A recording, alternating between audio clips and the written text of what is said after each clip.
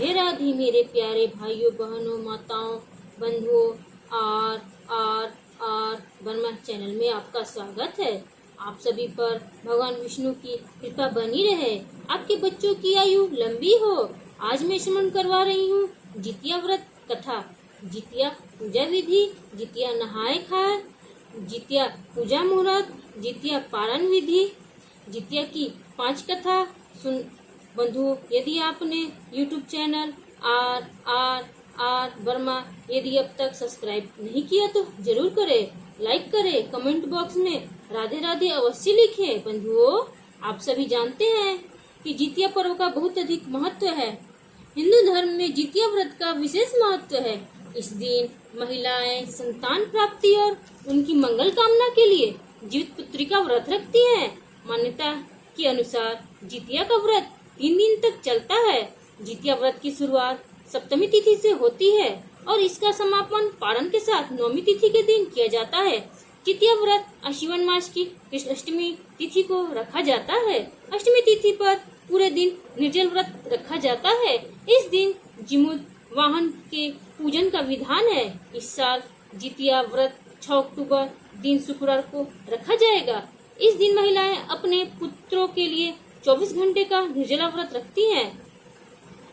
पंचांग के अनुसार अश्विन माह के कृष्ण पक्ष की अष्टमी तिथि 6 अक्टूबर को प्रातः काल 6:34 से शुरू होकर अगले दिन यानी 7 अक्टूबर को सुबह 8:08 पर समाप्त होगी। सनातन धर्म में उदय तिथि मान है, इसलिए 6 अक्टूबर को जितिया व्रत मनाया जाएगा। जितिया व्रत का पारण 7 अक्टूबर को सुबह 8:10 के बाद किया जा सकेगा। जितिया व्रत का नहाए खाए कैसे करें? बिल्कुल छठ की तरह जितिया में नहाए खाए होता है। इस दिन महिलाएं सुबह सुबह उठकर गंगा स्नान करती हैं और पूजा करती हैं। अगर आपके आसपास गंगा नदी है तो आप सामान्य स्नान कर भी पूजा कर सकती हैं। नहाए खाए के दिन सिर्फ एक बार ही भोजन करना होता है। जितिया व्रत का नियम क्या है? छठ के व्रत की तरह ही जितिया व्रत से एक दिन पूर्व नहाए खाए किया जाता है।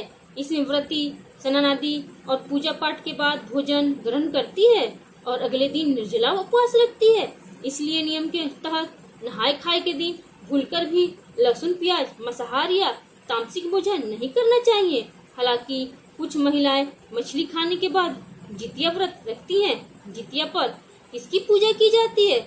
जितिया मिथिलांचल की नेपाली विवाहित महिलाओं और पूर्वी और मध्य नेपाल की थारू महिलाओं का एक महत्वपूर्ण त्योहार है। जितिया व्रत अपने पुत्रों की सलामती और लंबी उम्र के लिए किया जाता है और आमतौर पर आश्विन की अष्टमी को प्रदोष काल में किया जाता है। जितिया में जिमुत वाहन भगवान की पूजा प्रदोष काल में की जाती है। जीवित पुत्रिका का व्रत कैसे करते हैं? जितिया व्रत के पहले दिन महिलाएं सूर्योदय से पहले जाकर स्नान करके पूजा करती हैं और फिर एक बार भोजन ग्रहण करती हैं। उसके बाद पूरा दिन निर्जला व्रत रखती हैं। इसके बाद दूसरे दिन सुबह सवेरे स्नान के बाद महिलाएं पूजा पाठ करती हैं और फिर पूरा दिन निर्जला व्रत रखती हैं। व्रत के तीसरे दिन महिलाएं पारण करती हैं। जितिया व्रत कैसे किया जाता है? नहाए खाए से शुरू होकर व्रत और पारण के बाद जितिया व्रत पूरा होता है। इस व्रत में अन्न जल का त्याग कर माताएं संतान की दीर्घायु, आरोग्य और सुखमय जीवन की कामना के लिए व्रत रखती हैं। जितिया में जिमुत वाहन भगवान की पूजा प्रदोष काल में की जाती है। जितिया व्रत में क्या क्या खाना चाहिए? इस अवसर पर मड़ुआ की लिट्टी, गेहूं के आटे की दूध पिट्ठी, देसी मटर, करी, झिंगली, तौरी की सब्जी, अरबी की सब्जी, नौनी साग, पोई साग के पकौड़े, काशी फल की सब्जी, खीरे का रायता और ना जाने कितने व्यंजन खाए और खिलाए जाते हैं। जितिया व्रत में क्या क्या लगता है? जितिया व्रत के तीसरे दिन महिलाएं पारण करती हैं। सूर्य को अर्घ्य देने के बाद ही महिलाएं अन्न ग्रहण कर सकती हैं। मुख्य रूप से जितिया पर्व के तीसरे दिन झोर, भारत, मरुआ की रोटी और नौनी का साग खाया जाता है। अष्टमी को प्रदोष काल में महिलाएं जिमुत वाहन की पूजा करती हैं। जितिया व्रत कथा। गंधर्व के राजकुमार का नाम जिमुत वाहन था। वे बड़े उदार और परोपकारी थे। जिमुत वाहन के पिता ने वृद्धावस्था में वनप्रस्थ आश्रम में जाते समय इनको राज्य सिंहासन पर बैठाया। किंतु इनका मन राजपाट में नहीं लगता था। वह राज्य का भार अपने भाइयों पर छोड़कर स्वयं वन में पिता की सेवा करने चले गए। वहीं पर उनका माल्यवती नामक राजकन्या से विवाह हो गया। एक दिन जब वह वन में भ्रमण करते हुए जिमुतवाहन काफी आगे चले गए, तब उन्हें एक वृद्धा विलाप करते हुए दिखी। इनके पूछने पर वृद्धा ने रोते हुए बताया, मैं नागवंशी स्त्री हूँ और मुझे एक ही पुत्र है। पक्षीराज गरुड़ के समक्ष नागों ने उन्हें प्रतिदिन भक्षण हेतु एक नाग सौंपने की प्रतिज्ञा की हुई है। आज मेरे पुत्र शंखचूड़ की बलि का दिन है। जिमुतवाहन ने वृद्धा को आश्वस्त करते हुए कहा, डरो मत, मैं तुम्हारे पुत्र के प्राणों की रक्षा करूंगा। आज उसके बदले मैं स्वयं अपने आप को उसके लाल कपड़े में ढककर वैद्यशिला पर लेटूंगा। इतना कहकर जिमुतवाहन ने शंखचूड़ के हाथ से लाल कपड़ा ले लिया और वे उसे लपेटकर खुद को बलि देने के लिए चुनी हुई वध्यशिला पर लेट गए। नियत समय पर गरुड़ बड़े वेग से आए और वह लाल कपड़े में ढके जिमुतवाहन को पंजे में दबोचकर पहाड़ के शिखर पर जाकर बैठ गए। अपने चंगुल में गिरफ्तार प्राणी की आंख और आंसू और मुंह में आह निकलता न देखकर गरुड़ जी बड़े आश्चर्य में पड़ गए। उन्होंने जिमुतवाहन से उनका परिचय पूछा। जिमुतवाहन ने सारा किस्सा सुनाया। गरुड़ जी उनकी बहादुरी और दूसरे की प्राण रक्षा करने में स्वयं का बलिदान देने की हिम्मत से बहुत प्रभावित हुए। प्रसन्न होकर गरुड़ जी ने उनको जीवन दान दे दिया तथा नागों की बलि न लेने का वरदान भी दिया। इस प्रकार जिमुतवाहन के अदम्य साहस से नाग जाति की रक्षा हुई और तब से पुत्र की सुरक्षा हेतु जिमुतवाहन की पूजा की प्रथा शुरू हो गई। आश्विन कृष्ण अष्टमी के प्रदोष काल में पुत्रवती महिलाएं जिमुतवाहन की पूजा करती हैं। कैलाश पर्वत पर भगवान शंकर माता पार्वती को कथा सुनाते हुए कहते हैं कि आश्विन कृष्ण अष्टमी के दिन उपवास रखकर जो स्त्रियां साया प्रदोष काल में जिमुतवाहन की पूजा करते हैं तथा कथा सुनने के बाद आचार्य को दक्षिणा देती हैं, वह पुत्रों को पूर्ण सुख प्राप्त करती हैं। व्रत का पालन दूसरे दिन अष्टमी तिथि को समाप्ति के पश्चात किया जाता है। यह व्रत अपने नाम के अनुरूप फल देने वाला है। जितिया व्रत कथा 2। नर्मदा नदी के पास एक कंचनबटी नाम का नगर था। वहाँ के राजा का नाम मलाई केतु था। उसी नर्मदा नदी के पश्चिम और बालूहटा नाम की मरुभूमि थी, जिसमें एक विशाल पेड़ पर चील रहती थी और उसी पेड़ के नीचे एक सियारिन भी रहती थी। चील और सियारिन दोनों ही पक्की सहेलियां थी। कुछ महिलाओं को जितिया व्रत रखते देख चील और सियारिन ने यह व्रत करने का संकल्प लिया और दोनों ही भगवान श्री जिमुतवाहन की पूजा और व्रत करने का प्रण ले लिया। जिस दिन दोनों को व्रत रखना था, ठीक उसी दिन शहर के एक बड़े व्यापारी की मृत्यु हो गई और उनका दाह संस्कार वहीं मरुस्थल पर हुआ। मुर्दा देखकर सियारनी को भूख लगने लगी और वह खुद को रोक नहीं पाई, जिसके कारण उसका व्रत टूट गया। परंतु चील ने खुद पर संयम रखा और पूरी श्रद्धा और नियम से अपना व्रत पूरा किया और अगले दिन व्रत का पालन भी किया। उसके बाद अगले जन्म में दोनों सहेलियों ने पुत्री के रूप में एक ब्राह्मण परिवार में जन्म लिया। उसके पिता का नाम भास्कर था। चील बड़ी बहन और सियारिन छोटी बहन बनी। बड़ी बहन का नाम शिलावती रखा गया और उसकी शादी बुद्धिसेन के साथ हो गई। छोटी बहन का नाम कपूरावती रखा गया और उसकी शादी उस शहर के राजा मलाई केतु से हुई और छोटी बहन कपूरावती कंचनवटी नगर की रानी बन गई। अब भगवान जिमुतवाहन के आशीर्वाद से बड़ी बहन शिलावती को 7 पुत्र प्राप्त हुए, लेकिन कपूरावती के बच्चे जन्म लेते ही खत्म हो जाते थे। कुछ सालों बाद शिलावती के 7 पुत्र बड़े हो गए और राजा के दरबार में काम करने लगे। उन्हें देखकर कपूरावती के मन में ईर्ष्या और जलन की भावना उत्पन्न होने लग गई। इस ईर्ष्या की भावना से कपूरावती ने राजा से कहकर शिलावती के 7 बेटों के सर कटवा दिए। फिर उन 7 सिरों को साथ में बर्तन में डालकर ढक दिया और शिलावती के पास भिजवा दिया गया। यह सब देख भगवान जिमुतवाहन ने मिट्टी की सहायता से 7 भाइयों के सर बनाए और सभी सिरों को धड़ से जोड़कर उन पर अमृत छिड़क दिया, जिसके कारण ये 7 भाई फिर से जिंदा हो गए और घर लौट आए। रानी ने जो कटे सर भिजवाए थे वह सब फूल बन गए। कपूरावती समाचार पाने को बहुत व्याकुल थी, लेकिन जब उससे इस बात का पता चला तो वह अपने बड़ी बहन के घर गई और वहाँ सबको जिंदा देखकर आश्चर्य में पड़ गई और बेहोश हो गई। जब कपूरावती होश में आई तो उसने अपनी बड़ी बहन से यह सारी बात बताई और अपनी गलती का पछतावा किया। भगवान जिमुत वाहन की कृपा से बड़ी बहन को पूर्वजन्म की सारी बात याद आ गई और वो अपनी छोटी बहन को उसी पेड़ के नीचे लाकर पूर्वजन्म की सारी बातें सुनाई, जिसे सुनकर कपूरावती फिर बेहोश हो गई और मर गई। जब राजा तक इस बात की सूचना मिली तो उन्होंने उसी जगह पर पेड़ के नीचे कपूरावती का दाह संस्कार कर दिया। जितिया व्रत कथा 3। 2 बहनें थीं जिनका नाम था चुलिया और सियरिया। चुलिया अब बहुत मेहनती थी और गरीब भी थी। वह मजदूरी करके अपने बच्चों को पालती थी, लेकिन सियरिया गलत आचरण वाली थी जो हमेशा मौज और ऐश करती थी और चुलिया से जलती भी थी। हर वक्त सियरिया यह सोचती थी कि चुलिया इतना खुश कैसे रहती है। चुलिया की हंसी खुशी सियरिया से सहन नहीं हो पाती थी, जिसके कारण सियरिया चुलिया के संतानों को सताने के कई प्रयास कर चुकी थी और कई बार चुलिया के बच्चों को खत्म करने की कोशिश भी कर चुकी थी, किंतु चुलिया के तपस्या और व्रत के कारण उसके बच्चे हमेशा सुरक्षित बच जाया करते थे। एक दिन सियरिया चुलिया के सभी बच्चों को लेकर जंगल में लकड़ी चुनने के लिए लेकर गई। वहाँ जंगल में लकड़ी को चुनते चुनते बच्चे थक गए और थोड़ी देर के लिए सो गए। बच्चों को सोते देख सियरिया ने सभी बच्चों का सिर काट दिया और टोकरी में रखकर वापस घर आ गई और चुलिया को वह टोकरी भेंट में दे दी और कहा, दीदी मैं जंगल से आपके लिए नारियल लाई हूँ, बच्चों को खिला देना। चुलिया ने उस टोकरी को उठाकर देखा नहीं और किनारे में रख दिया और अपने बच्चों की प्रतीक्षा करने लग गई। जब शाम से रात हो गई और बच्चे वापस नहीं आए तो वह बहुत परेशान हो गई। बड़े ही करुण स्वर में जोर जोर से रोने लग गई। करुणा भरी स्वर को शंकर पार्वती जी से रहा नहीं किया और उन्होंने महादेव से कहा, हे प्रभु, कोई दुखियारी बहुत रो रही है, उसके रोने में बहुत दर्द छुपा हुआ है, मुझसे बर्दाश्त नहीं हो पा रहा है, हमें चलकर देखना चाहिए कि कौन रो रहा है और क्यों रो रहा है। तब इस बात पर महादेव जी ने कहा, यह मृत्युलोक है और यहाँ पर हम यह सारी साधारण सी बात है, लेकिन पार्वती के हट के कारण महादेव उनके सामने झुक गए और चुलिया के पास जाकर उसके रोने का कारण पूछने लगे। महादेव जी के पूछने पर चुलिया ने अपने रोने का कारण विस्तार से बता दिया।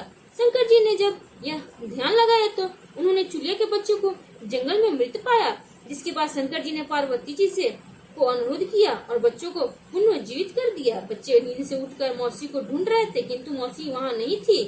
बच्चे डर के कर घर आ गए और मौसी के सारे कार्य माँ के सामने बता दिए।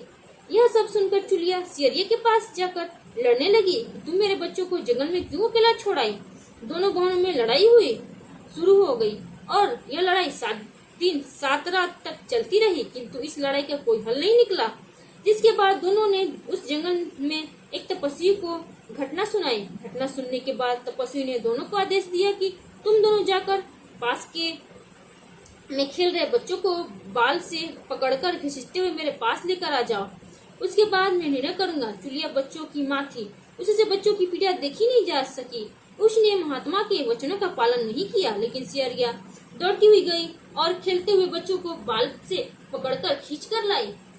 जिसके बाद तपस्वी ने सियरिया को यह श्राप दिया कि हर जन्म में इसी प्रकार तू सदैव जलती रहेगी और दुखी होती रहेगी। जो महिला किसी बच्चे को पीड़ा और माँ की ममता को नहीं जानती, ये जीवन भर धरती पर दुख भोगने के अलावा और कुछ नहीं कर पाएगी। जितिया व्रत कथा 4। 2 बहनें थी, एक का नाम था सुखिया और दूसरी का नाम था दुखिया। दोनों भाग्य उनके नाम जैसा ही था। दुखिया गरीब थी और बहुत दुखी रहती थी, सुखिया अमीर थी और हमेशा सुखी रहती थी। दोनों एक ही गांव में रहती थी। दुखिया सुखिया के घर में काम करती थी, साफ सफाई करती थी, खाना बनाती थी और जो खाना बच जाता था वह खाना सुखिया दुखिया को दे देती थी। इस तरह दुखिया का घर चलता था। समय बीतता गया। दोनों के बच्चे थे। सुखिया को 2 पुत्र थे और दुखिया को भी 2 पुत्र थे। जब जितिया का व्रत आया तो दोनों बहन जितिया का व्रत रखी थी। दुखिया सुखिया के घर में काम करती थी। व्रत के दिन दुखिया ने सुखिया के घर जो चावल फटका, चावल को साफ करना, उससे जो खुदी निकला वो अपने लिए रख ली और साफ चावल सुखिया को दे दी। फिर साग को चुनी, पत्तियों को डंठल से अलग करना, बढ़िया वाला साग सुखिया के लिए रख दी और जो डंठल था वो अपने लिए रखी। अब दुखिया ने सुखिया के घर सारा खाना बना दिया और अपने घर चावल की खुर्दी और साग की डंठल लेकर गई बनाने के लिए। खुर्दी का चावल और साग की डंठल बनाकर वह खाना अपने बच्चों को खिलाई और खुद भी खाई। उसके बाद दुखिया सोने चली गई। आधी रात में एक बुढ़ी औरत उसके घर पर आकर दरवाजा खटखटाती है तो दुखिया पूछती है कौन है। तब बुढ़ी बोलती है बेटा हम हैं। दुखिया ने उठकर फाटक खोला और पूछती है अम्मा आपको क्या चाहिए, इतनी रात में आप यहाँ किस लिए आई हो। बुढ़ी बोलती है बेटा मुझे बहुत भूख लगी है, कुछ खाने को दे दो। दुखिया उसे घर के अंदर ले जाती है और कहती है हम लोग बहुत गरीब हैं, आज मैंने खुर्दी का चावल और साग की डंठल बनाया है, क्या आप खाएंगी। तो बुढ़ी कहती है हाँ क्यों नहीं खाएंगे, हमें बहुत भूख लगी है, हम वही खाएंगे। दुखिया अंदर जाकर खुर्दी का चावल और साग की डंठल लाती है और बुढ़ी को देती है खाने के लिए। बुढ़ी खाना खाने के बाद कहती है कि मुझे अच्छे से कुछ दिखाई नहीं देता, इतनी रात के अंधेरे में मैं अपने घर कैसे जाऊंगी। तो दुखिया कहती है कोई बात नहीं, आप यहीं पर सो जाइए, सुबह अपने घर चले जाना। तो बुढ़िया दुखिया के घर में ही सो जाती है। फिर थोड़ी देर बाद उठकर बुढ़ी बोलती है बेटा मुझे दीर्घ शंका पैखाना लगी है, कहाँ करूँ। तो दुखिया कहती है मेरे घर में बाथरूम नहीं है, इसलिए आप उधर कोने में कर लीजिए। बुढ़ी पूछती है कि बेटा भड़बड़ करे या छछर करे। दुखिया नींद में थी तो वो कहती है माता जी भड़बड़ कर दो, मैं सुबह साफ कर दूंगी। फिर थोड़ी देर बाद बुढ़ी पूछती है कि बेटा मैं अपने हाथ कहाँ साफ करूँ। तो दुखिया कहती है आप मेरे सर में अपने हाथ को साफ कर लीजिए। जब वह सुबह होती है तो दुखिया को यह सब सपने के जैसे लगता है कि सोते समय मुझे कोई सपना आया होगा। वह ज्यादा कुछ नहीं सोचती और नदी में नहाने के लिए चली जाती है। जब वो नदी में नहाती है और अपने बाल धोती है तो उसके बालों से होते हुए जो पानी बहता है वह सोने का पानी होता है। आसपास की सभी महिलाएं यह देखकर चकित हो जाती हैं और कहती हैं कि तुम्हारे बालों से तो सोने का पानी गिर रहा है, क्या बात है। फिर उसे रात की सारी बात याद आती है। वह दौड़कर अपने घर की ओर भागती है, यह सोचकर कि उसका घर दीर्घ शंका से गंदा हुआ होगा, पहले उसको साफ करना होगा। जब वो अपने घर जाती है तो देखती है कि घर के हर कोने में ढेर सारा सोना बिखरा पड़ा होता है। यह सब देखकर दुखिया बहुत खुश हो जाती है और सोचती है कि जीत मान बाबा जिमुत वाहन की कृपा है, यह सब तो जो माता का रूप धारण करके मेरे घर आए और मुझे इतना आशीर्वाद दिए। अब दुखिया अमीर हो जाती है और सुखिया के घर जाकर काम करना बंद कर देती है। दुखिया जब अपना व्रत पूरा करती है तो अपने पुत्र से कहती है कि जाओ मौसी के घर से तराजू लेकर आओ, यह नापने के लिए कि यह सोना कितना है। बच्चा बहुत खुशी से सुखिया मौसी के घर जाता है और तराजू मांगता है। तो सुखिया पूछती है कि तराजू पर क्या नापना है। तो बच्चा बोलता है मेरे घर में बहुत ढेर सारा सोना है, उसी को मम्मी नापेगी। सुखिया कहती है खाने के लिए तुम्हारे पास कुछ भी नहीं है और सोना नापोगे, मुझसे झूठ कहते हो। तो बच्चा कहता है नहीं मैं झूठ नहीं बोल रहा हूँ। सुखिया सोचती है जब तराजू मांगा है तो कुछ ना कुछ तो जरूर नापना होगा, इसलिए वो तराजू के पीछे गोंद लगा देती है कि जो भी नापेगा वह थोड़ा सा इसमें चिपक जाएगा। दुखिया जब तराजू पर सोना नापती है तो कुछ सोना का टुकड़ा उस बूंद में चिपक जाता है। जब बच्चा तराजू लौटाने आता है तो सुखिया उसको उलट पलट कर देखती है तो उसे तराजू में सोना लगा हुआ मिलता है। सुखिया सोचती है उसके घर में जरूर कहीं से सोना आया होगा, इसलिए वह कई दिन से काम पर नहीं आ रही है। सुखिया उसके घर पर जाकर देखते हैं कि यह सोना कहाँ से आया। तो सुखिया दुखिया के पास जाकर पूछती है कि तुम्हारे पास कहाँ से इतना सोना आया कि तुम तराजू मंगाई नापने के लिए। तो दुखिया उस रात की सारी कहानी अपनी बहन सुखिया को बताती है।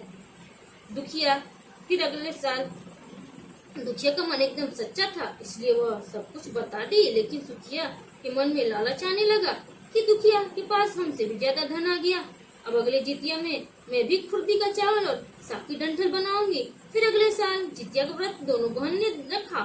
सुखिया के पास हर तरह का सुख था और धन भी था, फिर भी वह जितिया के दिन चावल फटक कर साफ चावल फेंक दी और खुर्दी अपने पास रख ली। साग को तोड़कर पतिया फेंक दी और डंठल अपने पास रख ली और वहीं बनाई। फिर पूजा पाठ करके सोने चली गई। फिर आधी रात में उसके घर में भी बुढ़ी आई और दरवाजा खटखटाती है। सुखिया उसका इंतजार कर रही होती है। वह तुरंत दरवाजा खोलकर बुढ़ी को अपने घर के अंदर ले आती है। बुढ़ी बोलती है मुझे भूख लगी है, कुछ खाने को दे दो। तो सुखिया कहती है मैंने खुर्दी का चावल और डंठल का साग बनाया है। बुढ़ी बोलती है कोई बात नहीं, मैं खाऊंगी। तो सुखिया परोस देती है। वह खाना खाने के लिए और सोने चली जाती है। बुढ़ी बोलती है मैं घर नहीं जा सकती, मुझे दिखाई नहीं देता। तो सुखिया कहती है कोई बात नहीं, आप यहीं सो जाओ। थोड़ी देर बाद बुढ़ी फिर बोलती है कि मुझे दीर्घ संकल्प पैखाना लगी है, कहाँ करूँ? तो सुखिया कहती है वही कोने में कर लीजिए। फिर थोड़ी देर बाद बुढ़ी पूछती है कि भड़बड़ करे या छरछर। इस समय सुखिया को याद नहीं आता है कि दुखिया ने क्या बोला था, तो सुखिया बोली माँ छरछर कर दीजिए। फिर बुढ़ी पूछती है कि बेटा मैं अपने हाथ कहाँ साफ करूँ? सुखिया कहती है मेरे सर में साफ कर लीजिए। बुढ़ी अपना हाथ सुखिया के सर में साफ कर लेती है। जब सुखिया सुबह उठती है तो उसका पूरा घर गंदगी से भर पड़ा होता है और उसके बाल में भी बहुत गंदगी लगी होती है। यह सब देखकर सुखिया बहुत दुखी हो जाती है और उसे बहुत गुस्सा भी आता है। वो अपनी बहन दुखिया को बुलाती है और उसको गुस्सा करती है कि तुमने हमसे झूठ कहा और मेरा पूरा घर गंदा करवा दिया। तो दुखिया पूछती है कि तुमने क्या कहा था, भड़बड़ या छरछर? तो सुखिया कहती है मैं तो छरछर बोली। तो दुखिया कहती है यहीं पर तो तुमने गलती करी और तुम्हारे पास तो सब कुछ था, किसी चीज की कमी नहीं थी, फिर भी तुमने लालच किया। मेरे पास तो कुछ भी नहीं था, तुम्हारे पास तो सब कुछ था। तुम्हारे घर जीतमन बाबा जिमुत वाहन भेष बदल कर आए, लेकिन फिर भी तुमने उन्हें अच्छा खाना नहीं परोसा। मेरे पास तो कुछ भी नहीं था, इसलिए मैंने उन्हें खुर्दी का चावल और साग का डंठल परोसा था। तुमने अपने घर आए भगवान का अपमान किया, सब कुछ रहते हुए भी तुमने सागर भात खिलाया। तुम्हारे पास सब कुछ होते हुए भी तुम्हें लालच नहीं करना चाहिए, इसलिए तुम्हारे साथ बुरा हुआ। जितिया व्रत कथा 5। महाभारत के युद्ध में जब अश्वत्थामा अपने पिता की मृत्यु से बहुत दुखी थे और अपने पिता की मृत्यु का बदला लेना चाहते थे, जिसके कारण वो पांडवों की शिविर में घुस गए। शिविर में उस समय 5 लोग सो रहे थे, जिसके कारण अश्वत्थामा ने उनको पांडव समझकर खत्म कर दिया। यह माना गया है कि सभी पुत्र द्रौपदी के 5 पुत्र थे, जिसके बाद अर्जुन ने अश्वत्थामा को बंदी बना लिया और उनकी देवमणि भी छीन ली, जिसके कारण अश्वत्थामा ने क्रोध में आकर अभिमन्यु की पत्नी के गर्भ में पल रहे शिशु को भी ब्रह्मास्त्र के जरिए मार डाला। जिसके बाद भगवान श्री कृष्ण ने अपने सारे पुण्य का फल उत्तरा की अजनबी संतान कुटिया और गर्भ में पल रहे शिशु को पुनः जीवित किया। श्री कृष्ण की कृपा से इस पुत्र का नाम जीतपुत्री का नाम दिया गया। तब से लेकर आज तक संतान की लंबी उम्र के लिए और उनकी मंगल कामना के लिए हर साल माताएं जितिया व्रत या जीवित पुत्री का व्रत रखती हैं और परंपरा के साथ उन्हें पूरा भी करती हैं।